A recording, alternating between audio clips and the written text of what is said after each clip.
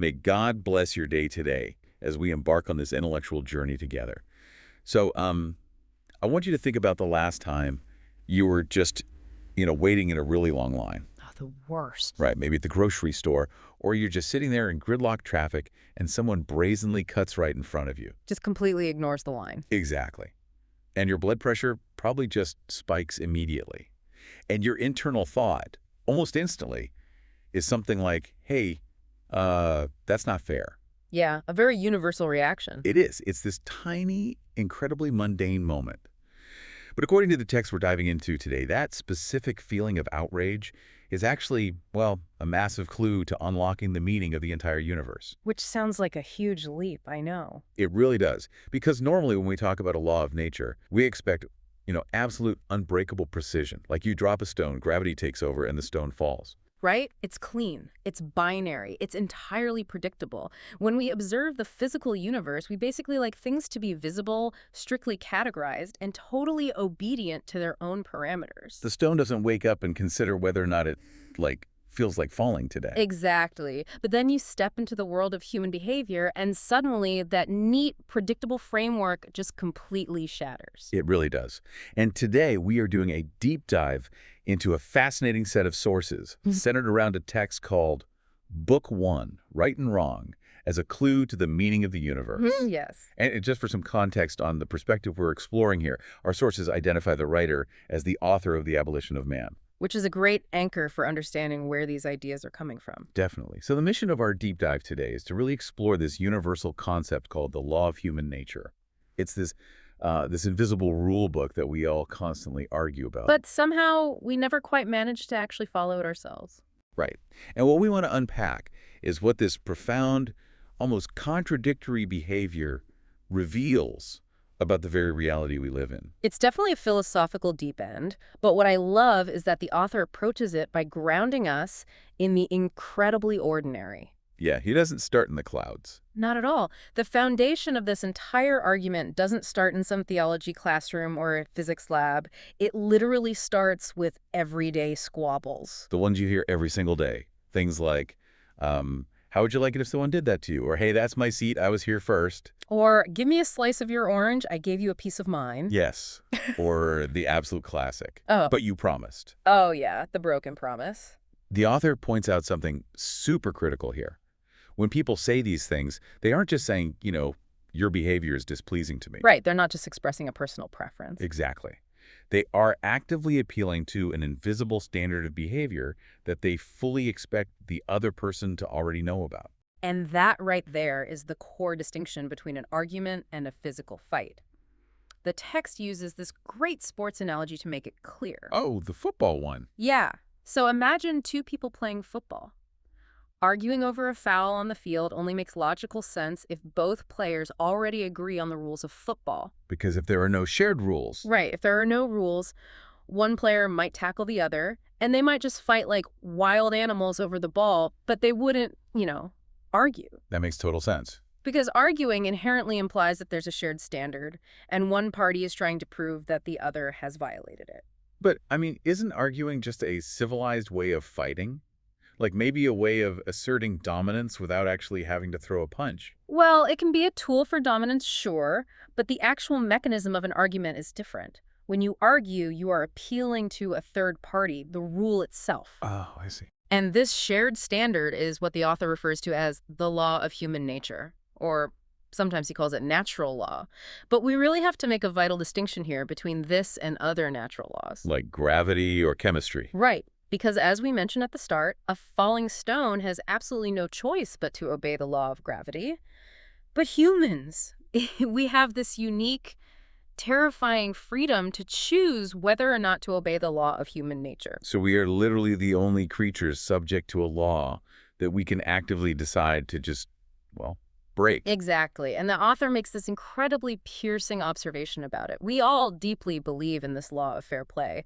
Yet if you look at human history, or honestly, just your own week, practically none of us perfectly observe it. Not even close. Yeah. But I do want to push back on this idea just a little bit. Sure. Like this idea that everyone deeply believes in it. If practically nobody follows it perfectly, couldn't someone argue that we don't actually believe in it at all? Maybe it's just lip service? That's a fair question, but that is exactly where human psychology kind of gives us away.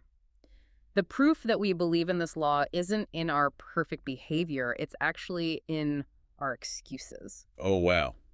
The excusing. Yeah, the moment we break this invisible rule book, we immediately invent just an endless list of rationalizations. Right, like, I wasn't a jerk to my kids, I was just unusually exhausted from work. Exactly. Or I didn't break that promise because I'm fundamentally unreliable. I was just dealing with unprecedented financial anxiety. It's so funny how we never attribute our good moods to, like, just having a full stomach, but our bad moods are always because we skipped lunch or slept poorly. Precisely. We always have a reason. And the very fact that we desperately try to justify our failures proves how deeply we feel the pressure of this rule. Because if we didn't care, Right, if we didn't truly believe in the concept of decent behavior at our core, we wouldn't care about making excuses for falling short of it. We would just say, I did it because I wanted to, and leave it at that. so even our attempts to dodge the law basically prove that we recognize its authority over us. That's fascinating. But, okay, let's stress test this a bit more. Let's do it.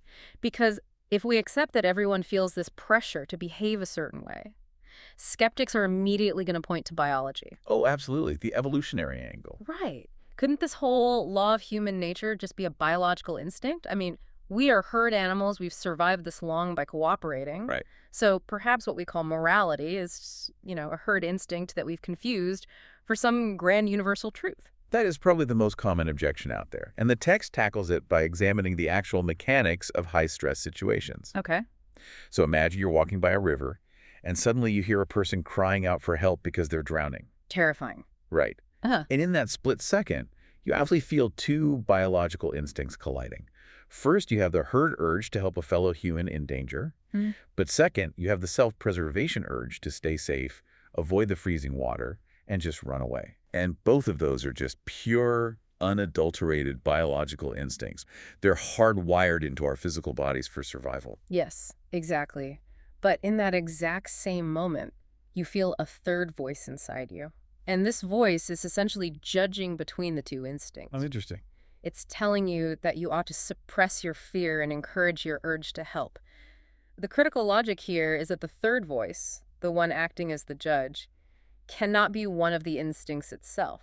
Because the judge can't be one of the things on trial. Precisely. The author introduces this brilliant analogy here that really clarifies how this works. It's like a piano. Yes, the piano analogy is perfect. Right, so the natural instincts we have, love, fear, anger, self-preservation, they're just the keys on a piano keyboard. They're neither inherently good nor bad on their own. Right, they're just notes. Exactly. Mhm. And the moral law is the sheet music. It's the composition telling us which key to play at the right time. That visualization perfectly explains why morality isn't just a biological instinct.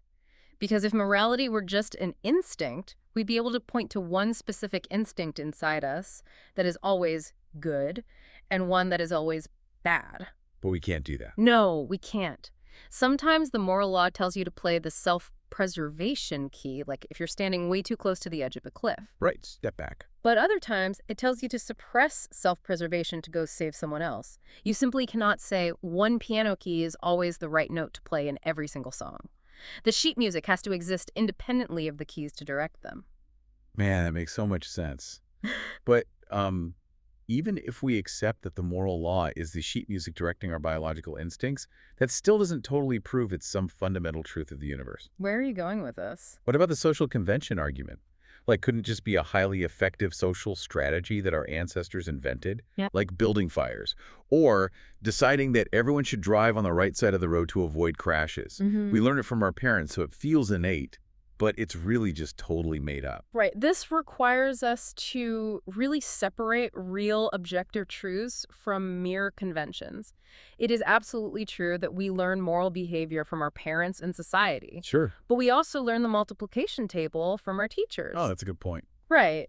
Nobody seriously argues that mathematics is just a mere human invention that society could collectively change tomorrow if we just felt like it. Right, a kid raised completely alone on a desert island wouldn't know math, but that doesn't make math subjective. 2 plus 2 still equals 4, whether anyone is there to actually teach it or not. Exactly. We have to look at how different types of rules operate in reality. Driving on the left or the right side of the road, that is a convention. It's arbitrary. Totally arbitrary. A society could vote to reverse it tomorrow, and there are no profound philosophical consequences. But math is an objective reality.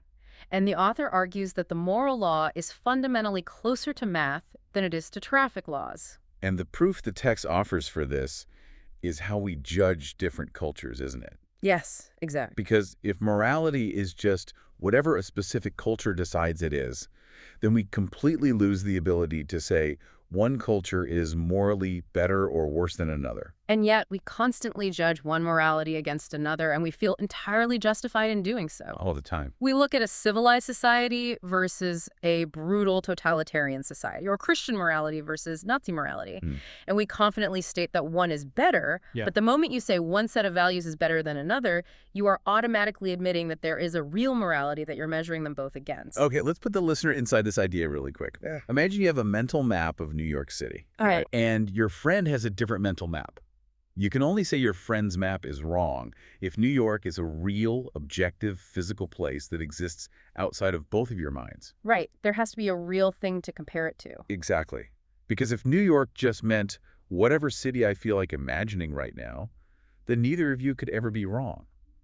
So if we believe a society can progress morally or decay morally, there has to be this invisible yardstick we're measuring that movement against. And that invisible yardstick is the law of human nature. It is the real New York in that analogy. Okay, but if this moral yardstick is as real as a physical city, we run into a pretty glaring problem. Which is? People actually visit New York. Yeah. But practically nobody follows this moral law perfectly. Like in science, if a physical law is constantly broken, we just say our understanding of the law is wrong. Right. The theory is flawed. So how can a law be considered a real truth if human behavior is so bizarrely out of step with it? Couldn't bad behavior just mean behavior that is inconvenient to me? Like a subjective annoyance. Yeah. Like if you have a rock in your garden and it's an awkward shape, you call it a bad rock. You don't blame the rock for being evil. You just mean it's inconvenient for your landscaping. It is so tempting to reduce morality to mere convenience. But the author dismantles that by highlighting the really sharp psychological difference between inconvenience and actual injustice. How so? Okay, imagine you're walking onto a train. You see a man snag the very last open corner seat right before you get there. Ugh, the worst feeling. Right. It is highly inconvenient to you. You really wanted that seat. But you don't actually resent him. You don't call him a bad person. He just got there first. Sure, it's super annoying, but no rules were broken. It's fair play. Now imagine a slightly different scenario. You get to the seat first, you put your coat down to reserve it, and you turn around for a second. While your back is turned, a man throws your coat on the floor and steals your seat. Oh, I'd be furious. Exactly. That makes you furious. But think about it. The physical result is exactly the same. You do not have the seat, and you are inconvenienced. But your internal reaction is completely different because one man merely inconvenienced you, while the other actively broke the rules of fair play. Wow, that's such a subtle but huge difference. And the source actually uses this really brilliant example about war to drive this point home, too. Oh, the traitor example. Yeah. Think about a traitor on the enemy side. He might be incredibly convenient and useful to you. You might pay him, use his information to win the battle, and save a ton of your own soldiers. Very useful. Very. But you still view him as a scoundrel. You don't admire him, even though his actions were massively beneficial to your side. So good absolutely cannot just mean what is convenient for me. We're judging the intent and the alignment with the rule, not just the physical result. That's spot on. And furthermore, good behavior often actively contradicts our own self-interest. Good behavior is being content with a small, honest wage when you could have easily embezzled a fortune without ever getting caught. It's keeping a promise when it's physically or financially dangerous to do so. It's telling the truth even when a lie would literally make you look like a hero. Which completely wrecks the utilitarian argument, right? The whole idea that we just behave well because it's good for society in the long run. It really does wreck it. Because that argument is essentially a logical circle. How do you mean? Well, if you ask someone, why should I be unselfish, and they answer because it's good for society, you immediately have to ask the next logical question. Well, why should I care what happens to society if it doesn't benefit me personally? Right. If I can get away with it, why do I care about society? Exactly. And the only possible answer to that second question is because you ought to be unselfish. It's like telling a football player that the point of playing football is to score goals. Yeah. Yeah. Trying to score goals is the game of football. you haven't actually explained why they should play the game in the first place. You've just described the game itself, saying good behavior is good for society just means good behavior is good behavior. You haven't explained the source of the pressure. Which brings us to a really massive philosophical pivot in the text. The moral law is not just a description of what humans actually do. Okay. It's not a collection of facts about human behavior, like, documenting how often people eat or sleep. The moral law is this mysterious, pressing reality of what humans ought to do. It's an ought that exists totally above and beyond the is of our daily actions. And if this ought exists as a separate, invisible reality, just constantly pressing down on all of our consciousness, what does that reveal about the universe itself? We're kind of looking for the man behind the curtain here. We are. How do we explain the source of this incredible pressure? To understand the source, we really have to contrast the two major views of the universe that the text lays out. First, you have the materialist view. This is the idea that the universe is just a random, accidental sequence of matter and space colliding. Through pure, unguided chance, it eventually produced creatures capable of thinking. The ultimate cosmic fluke.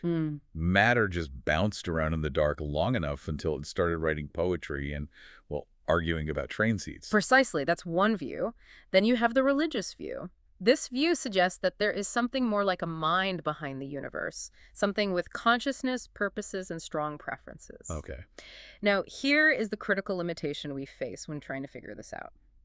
Science, by its very definition, cannot tell us which of these views is true. Really? Why not? Because science operates purely by observing how things behave inside the universe. It measures the planets, the chemicals, the biology. Well, you can't use the tools of the creation to measure the creator. The text uses this awesome architect analogy that helps so much here. Oh, it's brilliant. If you're exploring a house, you wouldn't expect to find the architect who designed it existing as, like, a brick wall or a staircase inside the house. You can measure every single inch of that house, but you won't find the mind that designed it just by looking at the drywall. So whatever directs the universe wouldn't show up as a physical fact to be measured within it. That's it, exactly. If there is a power behind the universe, it simply cannot reveal itself as just one of the observable facts inside the universe.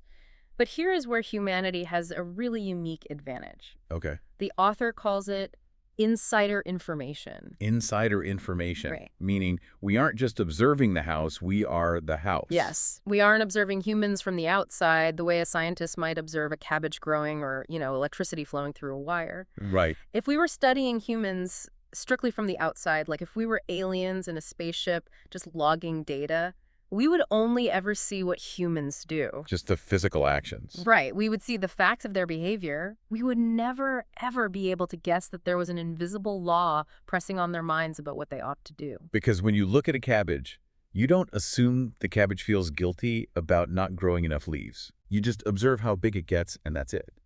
But because we are humans, we know what it feels like to be inside the human experience.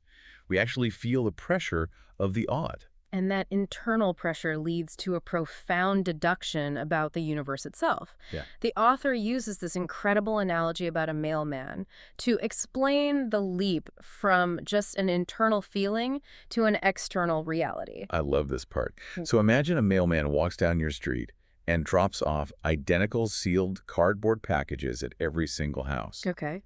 Now, legally, you are only allowed to open one package, the one addressed specifically to you. Right. That package represents you, your own internal human consciousness. You open your package, and inside you find a letter demanding that you follow a very specific law of behavior.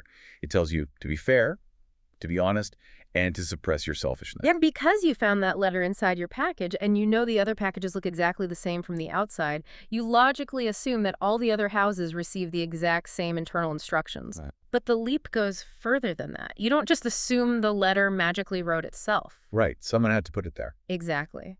Because the demand goes so strongly against your natural instincts and your material self-interest, it really cannot originate from within your own material programming. It has to be an external pressure applied to your internal consciousness. You assume there is a sender.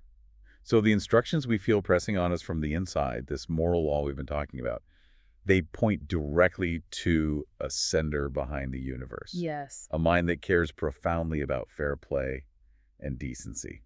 Now, finding a sender sounds comforting at first, people hear mind behind the universe, and they tend to think of, like, a warm, benevolent grandfather figure just smiling down. Yeah, that's the popular image. But if we follow the author's logic honestly, we arrive at a very uncomfortable truth. This is not some domesticated, comforting philosophy. The text actually takes a really sharp turn here, asking us to drop our comforting illusions. There's this provocative thought about progress in the source. Oh, about turning back. Yes. We usually think of progress as just, constantly moving forward.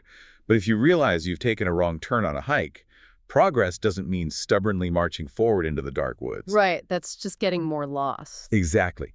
The most progressive person in that scenario is actually the one who realizes the error, stops, and turns back the fastest. And the author is explicitly stating that humanity is currently on the wrong path, trying to march forward while completely ignoring the sender. It is a sobering reality check, because we really only have two main clues about the nature of this sender. Okay, what are they? Well, the first clue is the physical universe it created. And if we look objectively at the universe, it is incredibly beautiful, yes, but it is also terrifying, violent, and highly dangerous. Right. It's not exactly warm and fuzzy. It's full of black holes, predators, and entropy. Exactly. And the second clue is the moral law placed inside us. And the moral law is hard as nails. It really is. It demands absolute perfection. It does not make allowances. It doesn't pat you on the back and say, well, you tried your best, so it doesn't really matter that you lied or cheated. Much like the multiplication table won't suddenly forgive your math error and make 2 + 2 = 5 just because you're having a bad day, the law is just unyielding. Which means if there is an absolute goodness behind this law, it must inherently hate most of the selfish, greedy, manipulative things we do on a daily basis. Because it demands fair play and we constantly cheat. Yes, which places humanity in a truly terrifying vice.